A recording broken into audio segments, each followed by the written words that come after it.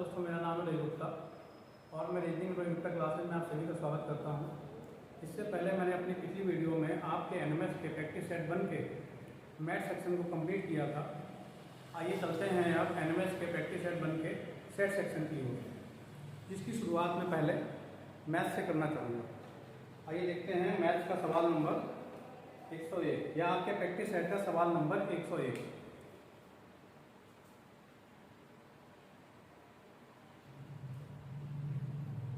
सवाल कह रहा है 50 से 100 तक अभाज्य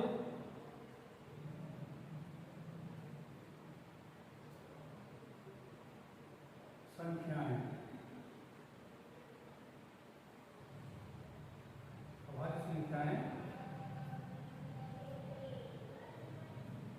हैं।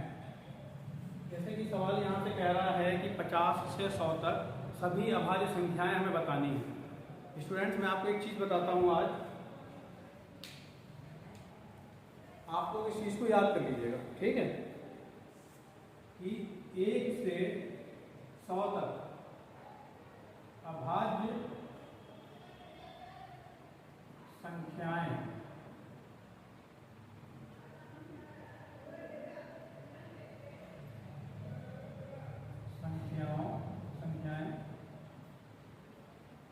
होती हैं। 1 से 100 तक अभाज्य संख्याएं होती हैं कुल 25,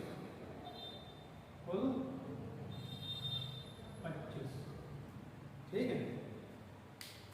और अगर 50 से 100 तक अभाज्य संख्याओं की बात करें, अगर 50 से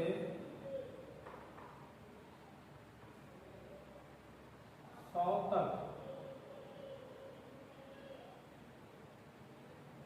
अभाज्य संख्याओं की अगर हम बात करें तो हमारी अभाज्य संख्याएं बनेंगी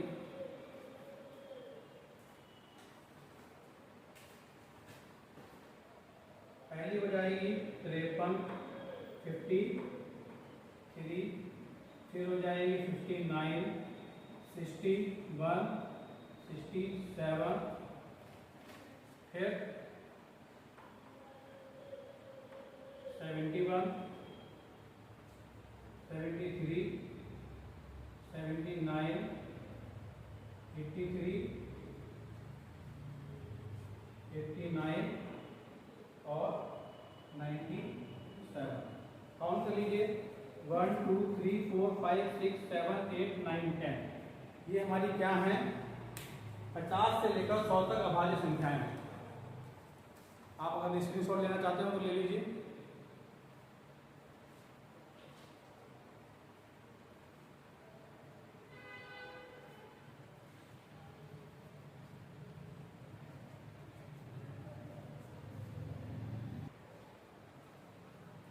आइए चलते हैं क्वेश्चन नंबर 102 की ओर।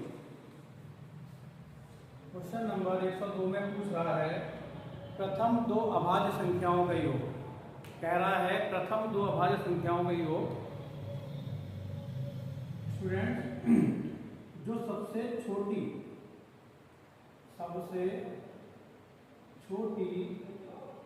अभाज्य संख्या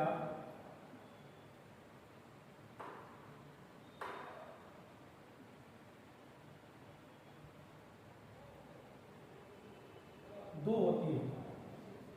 आप सभी लोग इस बात को ध्यान रखें कि सबसे छोटी अभाज्य संख्या 2 होती है और सवाल में कह रहा है कि प्रथम दो अभाज्य संख्याओं का योग। तो पहली सबसे छोटी संख्या 2, फिर उसके बाद में अभाज्य संख्या जो दूसरी आएगी वो 3, उनका योग यानी कि प्लस बराबर 5। जो आपका आंसर होगा वो 5 हो जाएगा। आइए चलते हैं नेक्स्ट क्वेश्चन की ओर।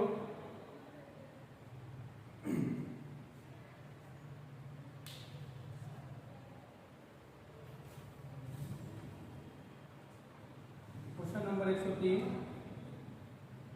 कह रहे हैं वह अभाज्य संख्या जो सम और अभाज्य है, वह अभाज्य संख्या जो सम और अभाज्य है जैसे मैंने अभी आपको बताया कि सबसे छोटी अभाज्य संख्या 2 होती है, जो एक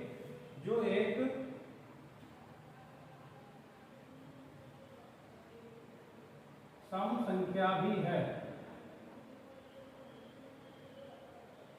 जो एक सम संख्या भी है। ठीक है, इसका आंसर हो जाएगा 2। क्वेश्चन नंबर चलते हैं 104 की तरफ। स्टूडेंट्स, इसमें आपसे पूछ रहा है कि निम्न में कौन परिमेय संख्या है। निम्न में कौन परिमेय संख्या, मैं आपको ऑप्शन दे देता हूं। पहला ऑप्शन कह रहा है 2/3।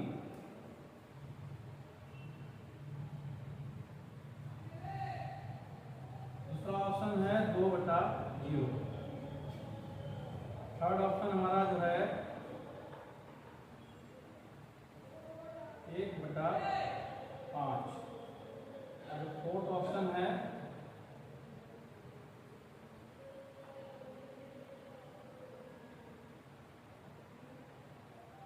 विकल्प 1/3 दोनों।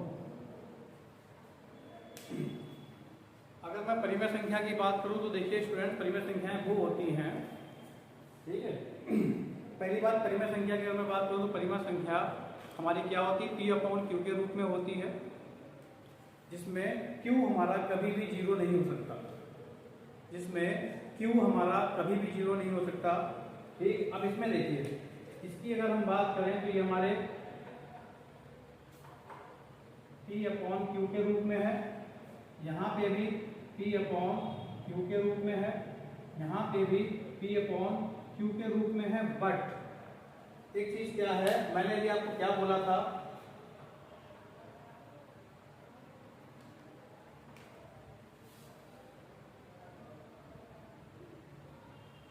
क्या बोला था मैंने, Q is not equal to 0।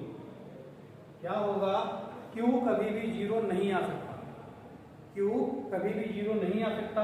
तो इसलिए यहाँ पे Q वाला जो टर्म है हमारा, जो Q वाला पद है वो हमारा 0 आ रहा है, तो इसलिए हमारी ये 2 नंबर की परिमेय संख्या नहीं होगी। कौन कौन सी हमारी परिमेय संख्या हो जाएंगी, 1 हो जाएगी, हमारी 3 ऑप्शन हो जाएगी, तो इसलिए हम ऑप्शन नंबर 4 लगा देंगे। क्या ऑप्शन नंबर 4 हमारा सही हो जाएगा, विकल्प 1/3 दोनों। ठीक है,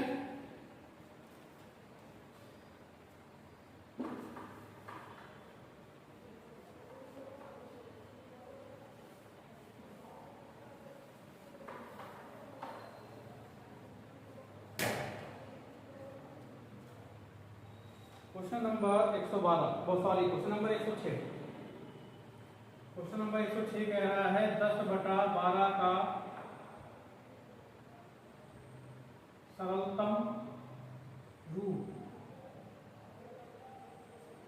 ठीक है, तो क्या करेंगे स्टूडेंट्स, यहाँ पे इसको आप काट दीजिए, डिवाइड कर दीजिए। ऊपर हमारा क्या कह रहा है, 10/12 का सरलतम रूप, 2 से काट देंगे, 2 पंजे 10, 2 छंग 12, क्या मिल जाएगा 5/6, और ये हमारा आंसर हो जाएगा। इसका ऑप्शन नंबर 3 सही हो जाएगा। ये सवाल देख लीजिए, सवाल थोड़ा सा अच्छा है। इसमें पूछ रहा है क्वेश्चन नंबर 107 में कि -11/3 के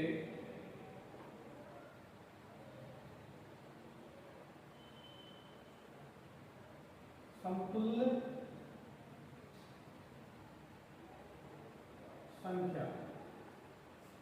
मैं इसके आपको ऑप्शन दे देता हूं, ऑप्शन से देखिए आप लोग। पहला ऑप्शन है 22/6, दूसरा ऑप्शन है -44/12, थर्ड ऑप्शन हमारा है -33 -9, और हमारा जो फोर्थ ऑप्शन है 22/-11।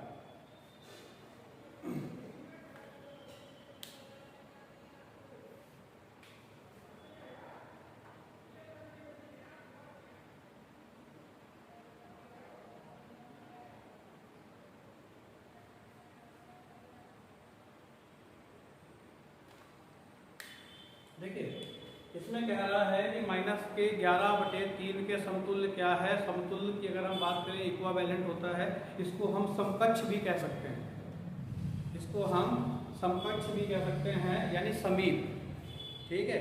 और इसके अगर हम बात करें तो इसको हम रेशनल भी कह सकते हैं, अनुपातिक, ठीक है। अब देखिए अगर हम इसको अगर हम काट करके देखें तो क्या इसमें कुछ समकक्ष आ रहा है या समतुल्य कुछ बन रहा है। देखिए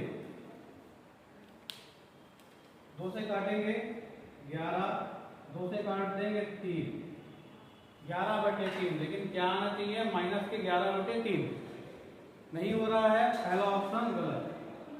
दूसरे ऑप्शन में देखेंगे, फिर से 2 से काटेंगे, 2 से काट दिया 2, फिर 2 से काट दिया 2, माइनस के 22 बटा, फिर नीचे 2 से काट देंगे 6, माइनस के 22/6। ये भी क्या इसके समतुल्य है? नहीं है। ऑप्शन नंबर 2 भी हमारा गलत। इसकी बात करेंगे अगर हम,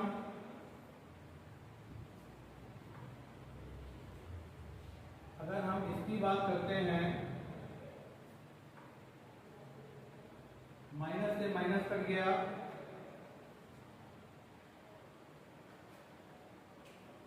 3 से काट दीजिए 11, इसे 3 से काट देंगे 11/3,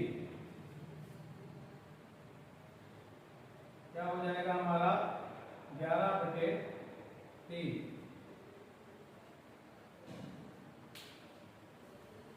इसको भी काट लीजिए एक बार, क्या हो जाएगा 11 से काटेंगे 11 दूनी 11 से काटेंगे 11 एकम 1, ये भी नहीं होगा। अब आप लोग एक चीज देखिए, ऑप्शन नंबर जो हमारा फर्स्ट था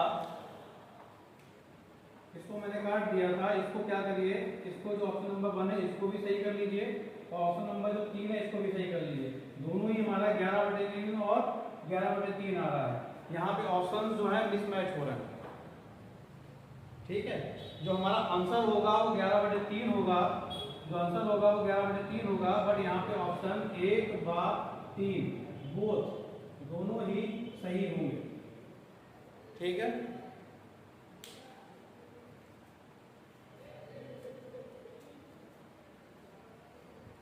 चलिए चलते हैं क्वेश्चन नंबर 108 की ओर।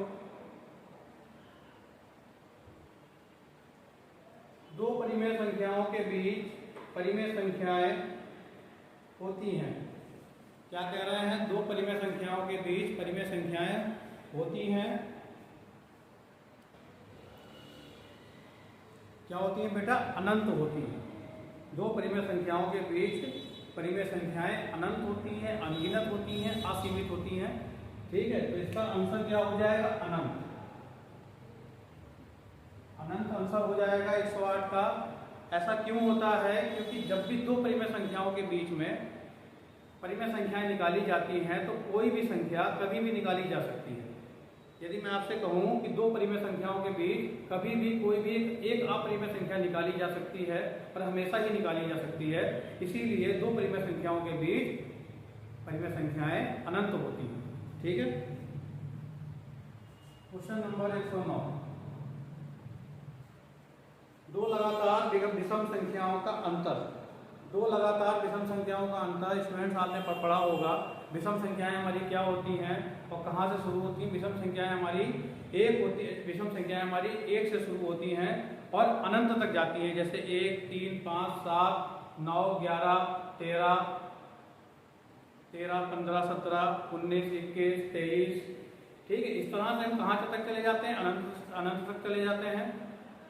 और यहाँ पे बोल रहा है कि दो विषम संख्याओं का अंतर, और कैसी संख्या है? लगातार, यानी कि पहली विषम संख्या हो गई हमारी 1, दूसरी विषम संख्या हमारी हो गई 3, और इनके अंतर का मतलब होता है बेटा माइनस, घटाव। तो क्या कर देंगे? 3 - 1 = 2। तो हमारा आंसर क्या मिल जाएगा? 2 मिल जाएगा, ठीक है।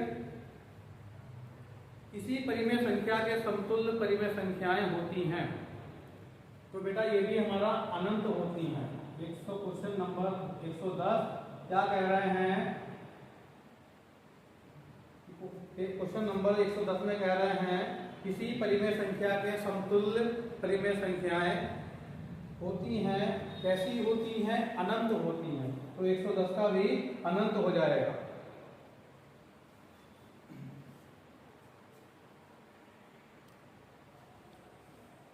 आइए स्टूडेंट चलते हैं क्वेश्चन नंबर 111 की ओर।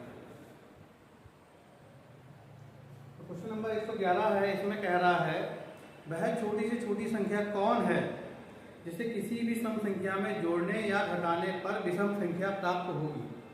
जैसे स्टूडेंट मैं आपको एक बार बता दूं विषम संख्या और सम संख्या, ठीक है।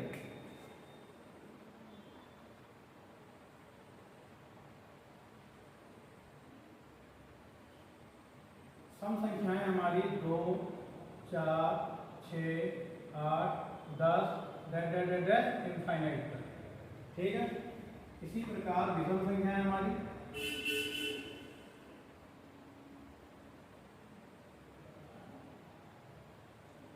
1, 3, 5, 7, 9 इनफाइनाइट तक। अब वो ये कह रहा है कि वह छोटी से छोटी विषम संख्या कौन सी है जिसे किसी भी सम संख्या में जोड़ने व घटाने पर संख्या विषम प्राप्त होती है। देखिए, अगर हम उस सबसे छोटी संख्या की बात करें तो वह हमारी संख्या कैसी बनेगी, 1 होगी। और किस प्रकार होगी आप लोग एक बार देख लीजिए।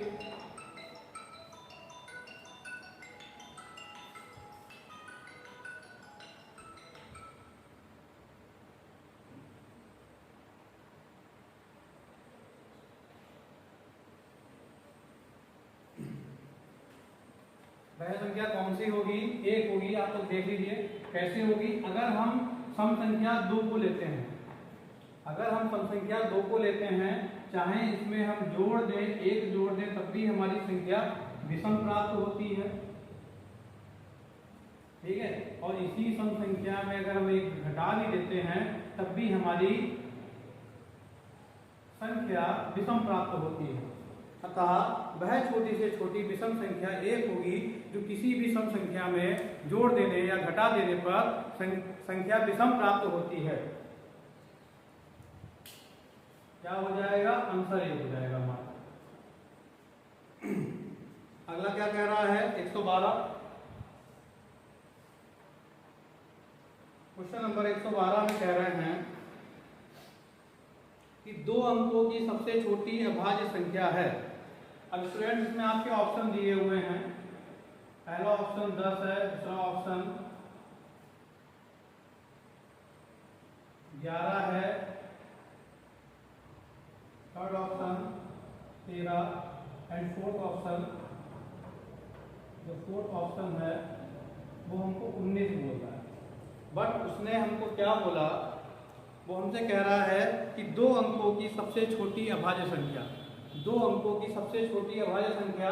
अगर 2 अंकों की सबसे छोटी संख्या की बात करें यहाँ पे, तो 2 अंकों की सबसे छोटी संख्या हमारी 10 हो रही है।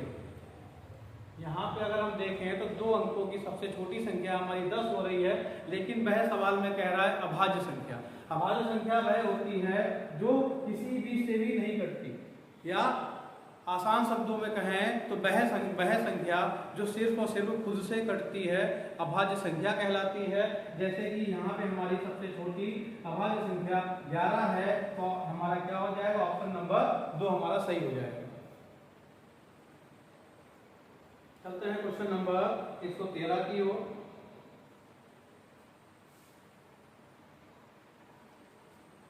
क्वेश्चन नंबर 113 कह रहा है कि 2/3 माइनस 3/2 का मान क्या होगा।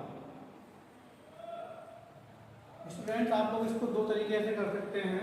अगर आप लोग चाहो तो एलसीएम भी ले सकते हैं, या फिर क्या कर सकते हैं, हर का मान बराबर करने पर क्या करते हैं, हर का मान बराबर करने पर ऊपर वाला हमारा अंश होता है, नीचे वाला हमारा हर होता है। इसमें क्या करते हैं, अगर हम यहाँ पे 2 से गुणा कर दें और यहाँ पे 3 से गुणा कर दें, तो यहाँ भी 3 दूनी 6, यहाँ भी 3 दूनी 6 बन जाएगा। यहाँ पे हमारा क्या हो जाता है, हर बराबर हो जाता है। लेकिन करते क्या हैं, जिस संख्या को नीचे गुणा करी गई है, यानी हर में गुणा करी गई है, उसी संख्या से अंश में भी गुणा करते हैं। यहाँ पे भी उसी संख्या से अंश में भी गुणा करते हैं, ठीक है। देखिए क्या बन जाएगा, 4/6 माइनस 9/6। अब क्या हो रहा है, हमारे हर जो हैं समान हो रहे हैं। जब हर समान हो जाते हैं तो सीधे 6 का 6 4 का 4, 9 का 9, माइनस का माइनस घटा दीजिए, माइनस के 5/6। कौन सा ऑप्शन आपका मैच हो रहा है?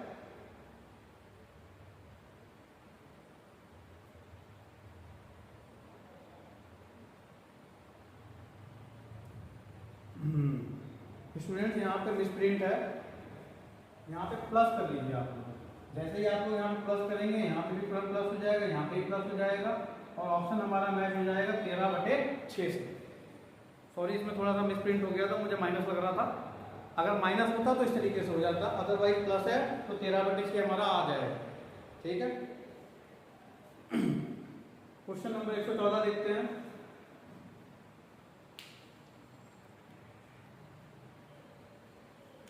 क्वेश्चन नंबर 14 में कह रहा है, मतलब 114 में कह रहा है, 1 तथा 2 के ठीक बीच की परिमेय संख्या।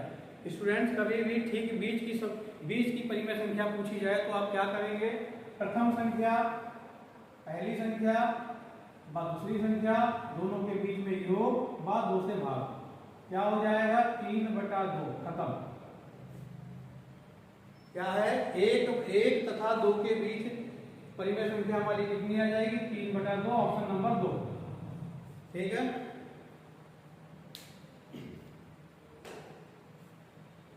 क्वेश्चन नंबर 15 को देखेंगे। क्वेश्चन नंबर हमारा 114 था। क्वेश्चन नंबर 15 को 115 को देखते हैं। कह रहा है कि 8,905, क्या कह रहा है? हमको अंकों में 8,905 लिखना है, तो क्या हो जाएगा? 8,905। इस तरीके से अंकों में हम 8,905 लिख देते हैं। ऑप्शन नंबर आपका 2। कह रहा है 116 देख लीजिए स्टूडेंट्स। पहले मैं इसके ऑप्शन लिख देता हूं।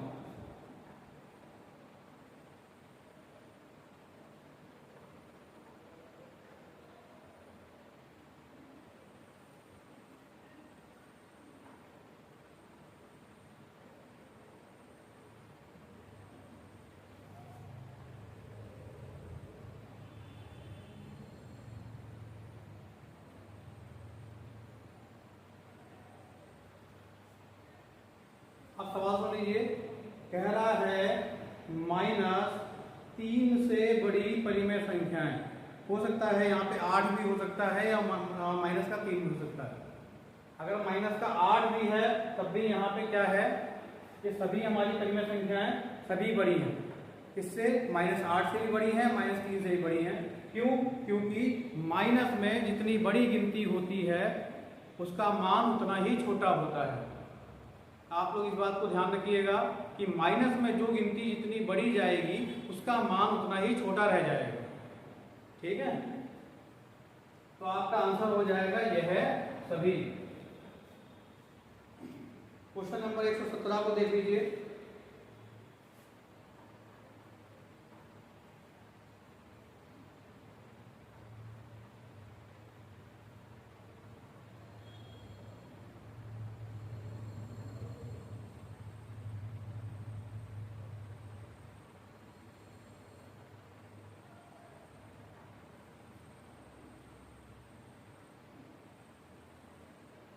कह रहा है कि माइनस के 3/4 प्लस ब्रैकेट माइनस के 2/3 का मान बताइए। क्या करना है स्टूडेंट्स? इनका मान बताना है। देखिए, जैसे ही हम यहाँ पे ब्रैकेट खोलेंगे, यहाँ पे हमारा माइनस का 3/4। अब एक चीज ध्यान दीजिए, यहाँ पे जब यहाँ पे हम इसको ब्रैकेट को खोलेंगे, जब हम यहाँ पे इस ब्रैकेट को खोलेंगे तो प्लस माइनस हमारा माइनस हो जाएगा, और कितना आ जाएगा? 2/3 आ जाएगा। ठीक है, अभी मैंने आपको क्या बताया था? हर को बराबर करना बताया था, तो आपको हर को बराबर कर लेंगे, और आसान हो जाएगा। यहाँ पे क्या कर दें? 3 से गुणा कर दें, यहाँ पे 4 से गुणा कर दें। और मैंने भी आपको क्या बताया था? जिससे गुणा हम हर में करेंगे उसी से गुणा हम अंश में भी करेंगे। तो यहाँ मैंने गुणा हर में 3 से करी है, तो यहाँ पे अंश में गुणा 3 से। यहाँ पे हर में गुणा मैंने 4 से करी है, तो यहाँ पे भी अंश में गुणा 4 से। इसके आगे का देखिए कितना हो जाएगा? माइनस का 9/12 माइनस 8/12। ठीक है, और देखिए यहाँ पे हमारा आंसर आ जाएगा डायरेक्टली। अभी मैंने क्या बताया था, 12 का 12 माइनस 9 का 9 माइनस 8 का 8। देखिए जब हमारे हर बराबर हो जाते हैं, जब हमारे हर बराबर हो जाते हैं, देखिए दिक्कत कहाँ पे आती है, दिक्कत हमको तब आती है जब वहाँ पे हम एलसीएम लेते हैं। ठीक है, जब हम एलसीएम लेके निकालते हैं, लेकिन जैसे ही हम हरों को बराबर कर लेते हैं, डिनोमिनेटर्स को बराबर कर लेते हैं, वहां पे कुछ नहीं करना पड़ता, हर हमारा एक वाला जाता है। सेम गिनती की वही, वही गिनती की वही गिनती, माइनस का माइनस, अगर प्लस है तो प्लस, वरना जो निशान है आप वो निशान लगा दीजिए। ठीक है, माइनस के 9 माइनस के 18 माइनस के 9 माइनस के 8 माइनस के 17/12। कौन सा ऑप्शन हो जाएगा आपका, ऑप्शन नंबर 3 माइनस के 17/12।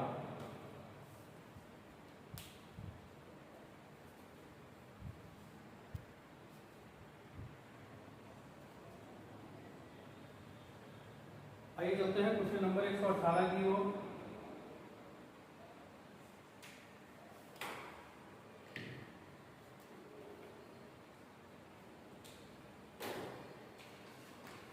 क्वेश्चन नंबर 118 कह रहा है 1 0 3 7 तथा 6। 1 0 3 7 तथा 6 से बनने वाली सबसे छोटी संख्या। इसमें क्या बोल रहा है, 1 0 3 7 तथा 6 से बनने वाली सबसे छोटी संख्या।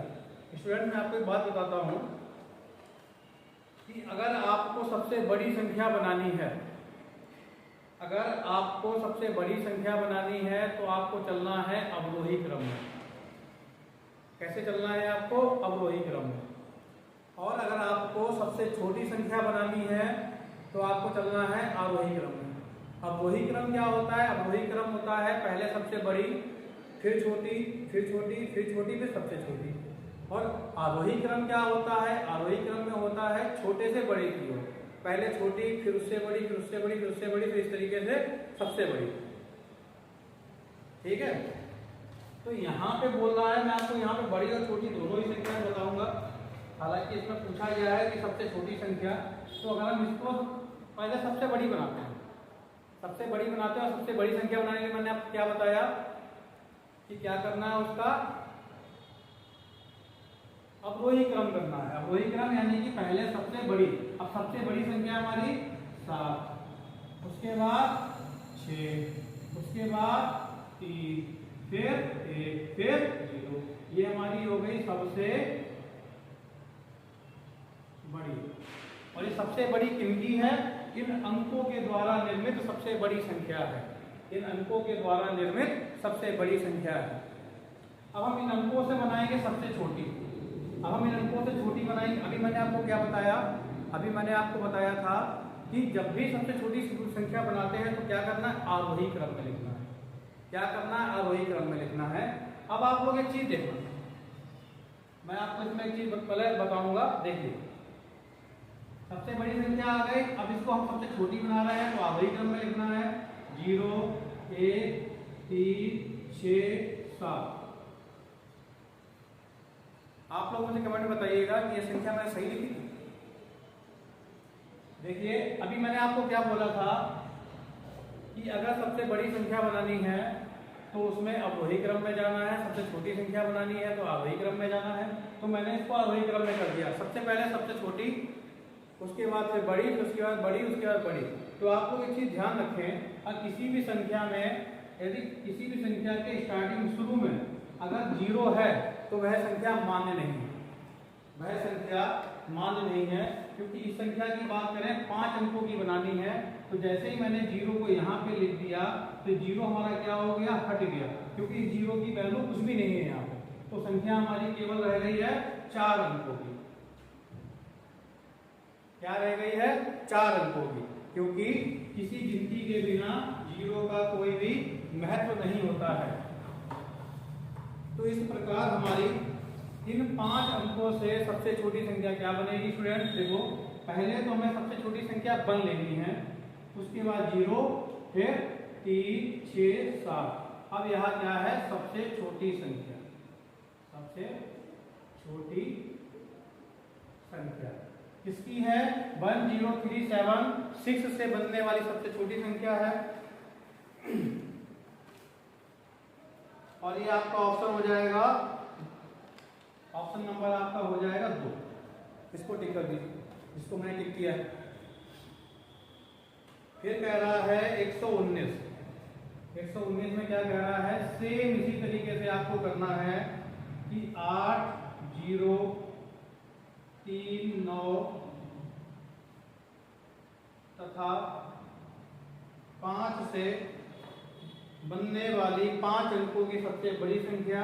अभी मैंने आपको बताई थी अगर सबसे बड़ी संख्या लिखनी है तो अवरोही क्रम में जाइए, यानी बड़े से सबसे छोटे की तरफ। तो सबसे पहले सबसे बड़ा, फिर उससे छोटा 8, फिर उससे छोटा 5, उससे छोटा 3, उससे छोटा 0। ये हमारी बन गई है 5 अंकों की। या फिर 8 0 3 9 तथा 7 5 से बनने वाली सबसे बड़ी संख्या। आपका ऑप्शन नंबर हो जाएगा ये 4। ठीक है। फिर कह रहे हैं 4 अंकों की सबसे बड़ी एवं सबसे छोटी संख्या का योगफल क्या है।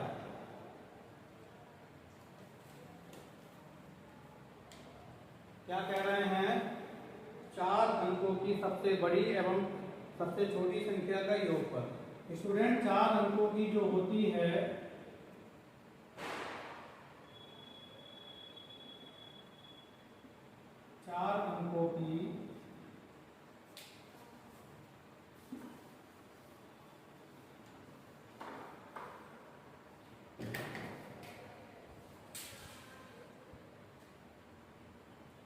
सबसे बड़ी संख्या 9999। इसी प्रकार 4 अंकों की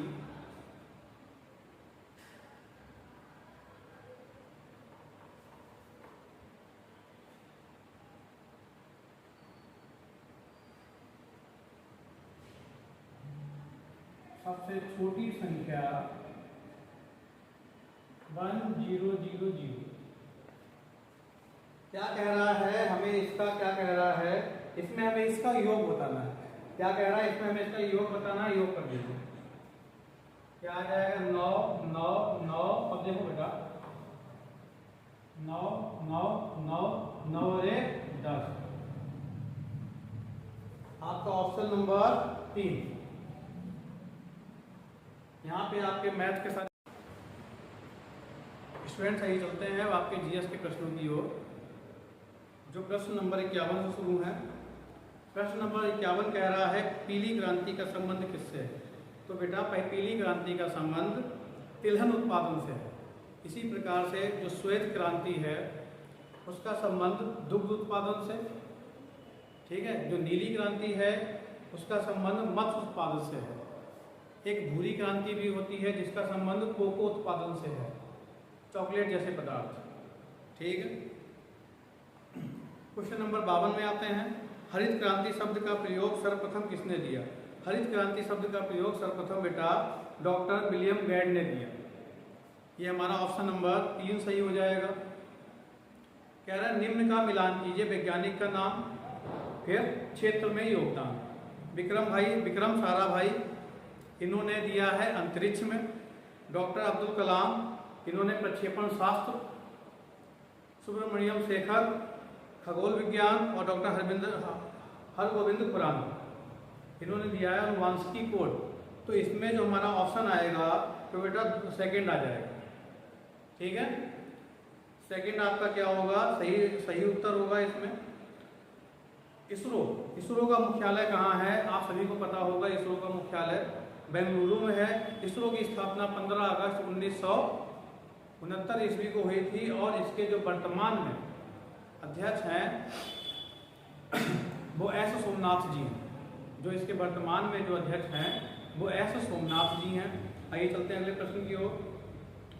प्रश्न नंबर 52, निम्न में कौन सा कथन गलत है। किसान के मित्र केचुए को कहते हैं। ठीक। रासायनिक उर्वरकों एवं कीटनाशक दवाओं के प्रयोग से कृषि उत्पादन में अत्यधिक वृद्धि हुई है। रासायनिक उर्वरकों एवं कीटनाशकों के अनुचित प्रयोग से मृदा प्रदूषण एवं जल प्रदूषण का संकट उत्पन्न हो गया है। ऑप्शन नंबर 4, रेफ्रिजरेटर तथा एयर कंडीशनर में क्लोरोफ्लोरोकार्बन गैस की वृद्धि के कारण वायुमंडल में पाई जाने वाली ओजोन की परत निरंतर मजबूत हो रही है। बेटा ये इसमें आपका 4th ऑप्शन गलत हो जाएगा, क्योंकि रेफ्रिजरेटर और एयर कंडीशनर से निकलने वाली क्लोरोफ्लोरो जो गैसें होती हैं वो क्या करती हैं, हमारी ओजोन की परत को धीरे धीरे क्षय कर रही हैं, यानी धीरे धीरे कमजोर कर रही हैं। इसमें लिखा है मजबूत कर रही हैं, तो यह ऑप्शन आपका गलत हो जाएगा। पाई की क्वेश्चन नंबर 56 पूछ रहे हैं, पाई की खोज किसने की? पाई की खोज की है आर्यभट्ट ने। क्वेश्चन नंबर 57 में आ जाइए, दूरबीन की खोज किसने की है? दूरबीन की खोज गैलीलियो ने की थी। 58 में आ जाइए, इसरो की स्थापना कब हुई? इसरो की स्थापना मैंने अभी आपको बता दिया था ऊपर ही, इसरो की स्थापना 1969 ईस्वी में हुई थी। अगले क्वेश्चन में आते हैं, डॉक्टर वर्गीज कुरियन का संबंध किससे है? डॉक्टर वर्गीज कुरियन का संबंध श्वेत क्रांति से है, जिसका मुख्य उद्देश्य दुग्ध उत्पादन से है। ठीक है। भारत के प्रथम शैक्षिक उपग्रह का नाम बताइए। क्या है बेटा? एडुसेंट। ठीक है, भारत के प्रथम शैक्षिक उपग्रह का नाम है एडुसेंट। क्वेश्चन नंबर 61 में आ जाइए, डायनामो की खोज किसने की है? डायनामो की खोज माइकल फैराडे ने की थी। परमाणु बम का आविष्कार किसने किया था? परमाणु बम का आविष्कार ऑटो हान ने किया था। क्वेश्चन नंबर 63 में आ जाइए, किस वैज्ञानिक ने बताया कि पृथ्वी प्रत्येक वस्तु को अपनी तरफ खींचती है? ये हमको बताया है सर आइजैक न्यूटन ने। और किस आधार में बताया था? अपने गुरुत्वाकर्षण नियमों के आधार पर बताया था। 64 में आ जाइए, जड़ी बूटियों को दवा के रूप में प्रयोग करने वाले महान चिकित्सक कौन थे? चरक। कौन थे? चरक।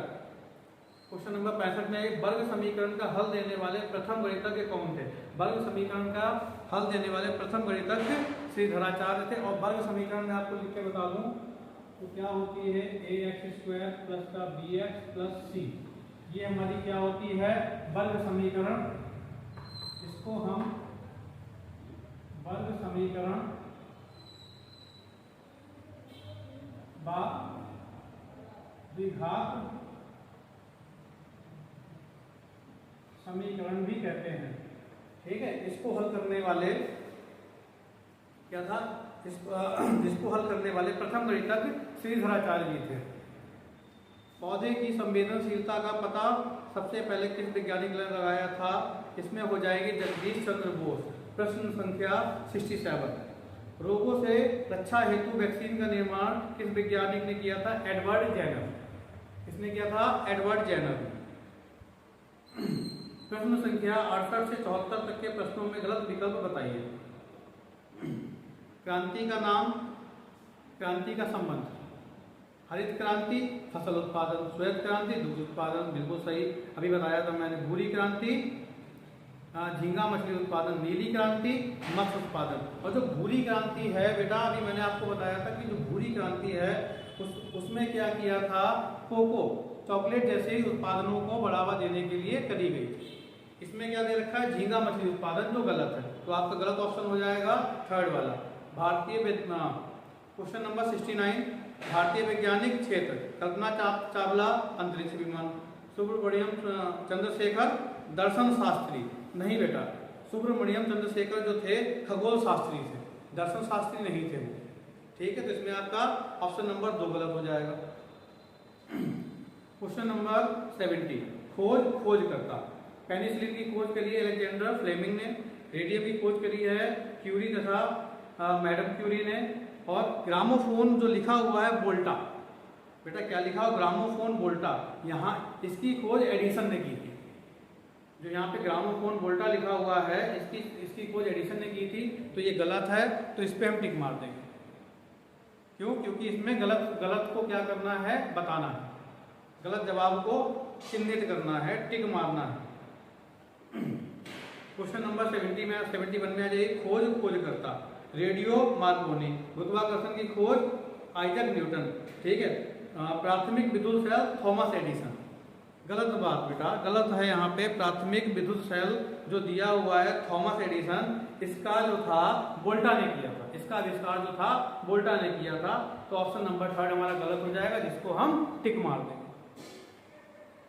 क्वेश्चन नंबर 72 एक्सरे, ठीक है, एम रामानुजन, ठीक है, एक्सरे, ये हमारा पहले ही वाला गलत हो गया है। क्या बोल रहा है? एक्सरे एम रामानुजन, इसमें क्या था? विलियम रोजेंस। इसकी खोज किसने की थी? विलियम रोजेंस ने की थी।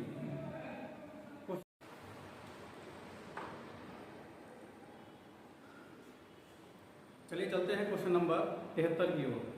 कह रहा है god particle, S N Bose, photo electric प्रभाव, एल्बर्ट आइंस्टाइन, प्रकाश का प्रकीर्णन सर सी वी रमन और संख्या सिद्धांत विलियम रोजन बोल रहा है यहाँ पे। तो इसमें हम क्या करेंगे बेटा, जो फोर्थ ऑप्शन हमारा है ये गलत हो जाएगा, क्योंकि यहाँ पे जो संख्या का सिद्धांत है वो रामानुजन जी ने दिया था। चलते हैं क्वेश्चन नंबर 74 की ओर। बोल रहे हैं क्वांटम मैकेनिक्स,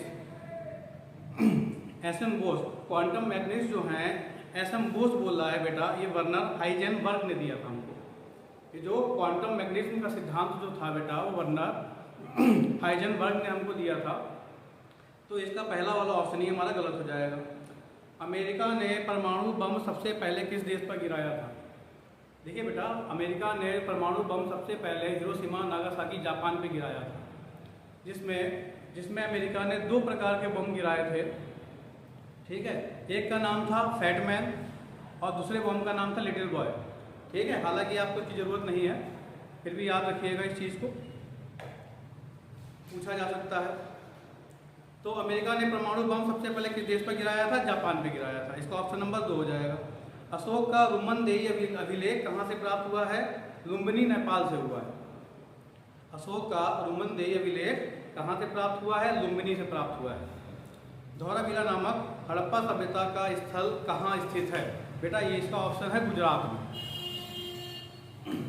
मौर्यकालीन समाज की राजनीतिक, सामाजिक, आर्थिक एवं धार्मिक स्थिति का पता किस ग्रंथ से चलता है? अर्थशास्त्र से। क्वेश्चन नंबर 78 का ऑप्शन नंबर 3 हो जाएगा। चंद्रगुप्त मौर्य के समय भारत आने वाला यूनानी राजदूत कौन था? चंद्रगुप्त मौर्य के समय भारत आने वाला यूनानी राजदूत मेगास्थनीज था। और बेटा इसके अलावा भी 2 चीनी यात्री भारत देश आए थे, ठीक है। एक का नाम है हमारा फाइयान, जो विक्रमादित्य द्वितीय के समय में आया था, और एक आया था हैंसान, जो हर्षवर्धन के समय में आया था। आप लोग इसको भी ध्यान रखिएगा। चलते हैं क्वेश्चन नंबर 80 की ओर। कह रहा है 1991 के ताराइन के प्रथम युद्ध में मोहम्मद गौरी को हराने वाला शासक कौन था? बेटा ये हमारा हो जाएगा पृथ्वीराज चौहान। प्रसिद्ध सूफी संत ख्वाजा मोइनुद्दीन चिश्ती का संबंध कहाँ से है? ये हमारा हो जाएगा अजमेर से। Option number 4। Question number 82। Mahmud Ghaznavi के 1000 ईसा से 1025 ईसा के बीच भारत पर कितनी बार आक्रमण किया? बेटा महमूद गजनवी ने अपने जीवन काल में भारत पर 17 बार आक्रमण किया, 17 बार सफल आक्रमण किया। अल-बरूनी के समय, अल-बरूनी के अनुसार भारतीय लोग विदेशों को क्या कहते थे? क्वेश्चन नंबर 83 कह रहा है अल-बरूनी के अनुसार भारतीय लोग विदेशियों को क्या कहते थे? मलेच्छ कहते थे। ऑप्शन नंबर 4 हो जाएगा। आकाशगंगा को बनाने वाले बादलों को क्या कहते हैं? आकाशगंगा को बनाने वाले बादलों को निहारिका कहते हैं। Option number 3। Question number 85। किस ग्रह के चारों ओर विशेष प्रकार के वलय पाए जाते हैं? ठीक है, इसमें आपके ऑप्शन है बेटा, ऑप्शन नंबर 1 बुध है, ऑप्शन नंबर 2 शनि है, ऑप्शन नंबर 3 जो है वो अरुण है। तो शनि और अरुण दोनों ही ग्रहों के चारों तरफ वलय पाई जाती हैं, जिनको हम रिंग्स के रूप में देखते हैं। तो इसलिए इसमें हमारा ऑप्शन नंबर 4 हो जाएगा, 2 व 3। Question number 86। निम्नलिखित में से पृथ्वी के निकटस्थ ग्रह कौन सा है? निकटस्थ मतलब पृथ्वी के सबसे समीप, सबसे पास में ग्रह कौन सा है? मंगलवार है। ऑप्शन नंबर 3 आ जाएगा। कौन सा ग्रह सूर्य की परिक्रमा घड़ी की सुई की दिशा में कह रहा है? या तो देखो बेटा, जब घड़ी की सुई की दिशा बोल रहा है यानी कि क्लॉकवाइज, घड़ी के चलने की दिशा, ये कौन सा ग्रह करता है? केवल शुक्रवार करता है, सॉरी शुक्र ग्रह करता है। क्या हो जाएगा? शुक्र हो जाएगा। Option number 1। क्वेश्चन नंबर 88 में आ जाइए। अंतरिक्ष से पृथ्वी का वायुमंडल कैसा दिखाई देता है? आप सुनिए, यहाँ पे पूछ रहा है अंतरिक्ष से पृथ्वी का वायुमंडल, तो अगर वायुमंडल की बात करें तो हमारे अंतरिक्ष से पृथ्वी का वायुमंडल काला दिखाई देता है। अगर हम अंतरिक्ष से पूरी पृथ्वी ग्रह की बात करें, हमारी पूरी पृथ्वी की बात करें, तो वह नीली दिखाई पड़ती है। तो इस चीज़ को आप समझिए, कह रहा है अंतरिक्ष से पृथ्वी का जो वायुमंडल है वो काला दिखाई पड़ता है, अंतरिक्ष से जो पूरी पृथ्वी है वह नीली दिखाई पड़ती है। ठीक है, तो इसमें जो ऑप्शन हमारा आएगा वो काला आएगा। उसमें ऑप्शन नंबर 4, आग्नेय शैल का उदाहरण नहीं है, कोयला, ग्रेनाइट, बेसाल्ट, डायोराइट। तो बेटा कोयला जो है वो आग्नेय शैल का उदाहरण नहीं है, यहाँ पे क्या हो जाएगा, कोयला हो जाएगा। क्वेश्चन नंबर 90, पृथ्वी की किस परत को सीमा भी कहा जाता है, मेंटल। बेटा पृथ्वी की किस सीमा को भी पृथ्वी की किस परत को सीमा कहा जाता है, तो बेटा वो मेंटल हो जाएगा। ऑप्शन नंबर हमारा 3। चलते हैं क्वेश्चन नंबर 91 की तरफ। खनिज तेल तथा कोयला आदि खनिज किस प्रकार की चट्टानों में पाए जाते हैं, इसका हो जाएगा ऑप्शन नंबर 2, परतदार चट्टान। क्वेश्चन नंबर 92, आग्नेय शैल की विशेषता नहीं है, ये कठोर होती है, इसमें जीवाश्म नहीं पाए जाते हैं, इसमें परतें पाई जाती हैं, सोना, चांदी, लोहा आदि पाए जाते हैं। तो ऑप्शन नंबर 3 कह रहा है इसमें परतें पाई जाती हैं। हम क्या करेंगे, इसको टिक मार देंगे। क्वेश्चन नंबर 93, भारत के राष्ट्रीय ध्वज की लंबाई और चौड़ाई में क्या अनुपात होता है। बेटा इसका अनुपात होता है 3:2।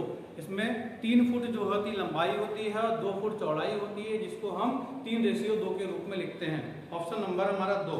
भारत का राष्ट्रीय गान जन गण मन है, जिसको हमारे रविंद्रनाथ टैगोर जी ने लिखा था। ठीक है, और भारत का जो राष्ट्रीय गीत है वह वंदे मातरम है, इसको बंकिम चंद्र चटर्जी जी ने लिखा था। क्वेश्चन नंबर 95, भारत के राज्य चिन्ह में कौन सा पशु नहीं है। तो बेटा भारत के राष्ट्रीय चिन्ह में बाघ नहीं है, ऑप्शन नंबर 3 हो जाएगा हमारा। क्वेश्चन नंबर 96, कथकली किस देश का नृत्य है। कथकली केरल का नृत्य है। कथकली केरल राज्य का नृत्य है। ऑप्शन नंबर हमारा 4 हो जाएगा। क्वेश्चन नंबर 97 में देखिए, भारत के संविधान में वर्तमान समय में कितनी अनुसूची हैं। भारत के संविधान में वर्तमान समय में 12 अनुसूचियां हैं। ऑप्शन नंबर 2, बाल अधिकारों की रक्षा के लिए राष्ट्रीय बाल अधिकार संरक्षण आयोग की स्थापना कब की गई है। बेटा ये ऑप्शन नंबर हो जाएगा 2007। मूल कर्तव्य भारतीय संविधान में कब जोड़े गए। मूल कर्तव्य भारतीय संविधान में 1976 ईस्वी में जोड़े गए थे, इसका ऑप्शन नंबर 4 हो जाएगा। संविधान सभा में सदस्यों की संख्या कितनी थी। संविधान सभा में सदस्यों की संख्या 389 थी, जो हमारा ऑप्शन नंबर 3 हो जाएगा। यहाँ पर आपका प्रैक्टिस सेट 1 कंप्लीट होता है। अगर आपको वीडियो अच्छी लगी हो तो आप लाइक कीजिए, सब्सक्राइब कीजिए, और अगर आपके कोई डाउट्स हो तो कमेंट्स कीजिए। Thank you.